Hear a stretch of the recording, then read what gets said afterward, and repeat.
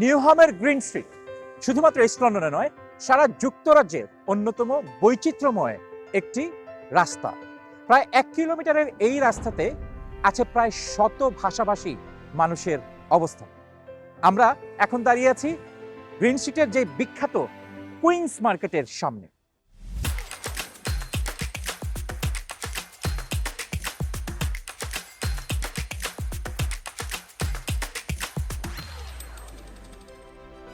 এখানেই Bangladeshi, Pakistani, Somali, European এবং সাদারা সহ সব কমিউনিটির মানুষ একসাথে ব্যবসা করছেন, বসবাস করছেন।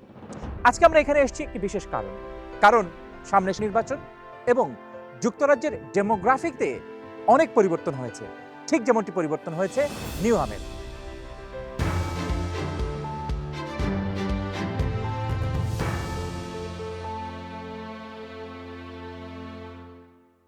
সময় ইংলিশ ফুটবলের তীর্থস্থান ওয়েস্ট হ্যামের ফুটবল গ্রাউন্ড।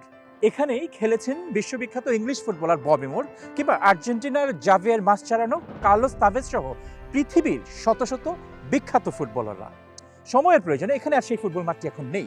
গড়ে উঠেছে হাজার হাজার ফ্ল্যাটের সমন্বয়ে অত্যাধুনিক রেসিডেন্সিয়াল অ্যাপার্টমেন্টস। কিংবদন্তিদের পদধূলিতেও নিউহামের ভাগ্যের পরিবর্তন হয়নি দশক দশক ধরে।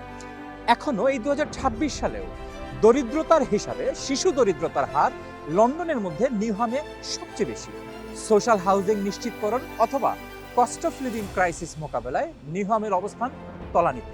সংকটের মধ্যেও ঐতিহাসিকভাবে এবছর প্রথমবারের মতো দুজন ব্রিটিশ বাংলাদেশি নিউহামে মেয়র পদে প্রতিদ্বন্দ্বিতা করছেন।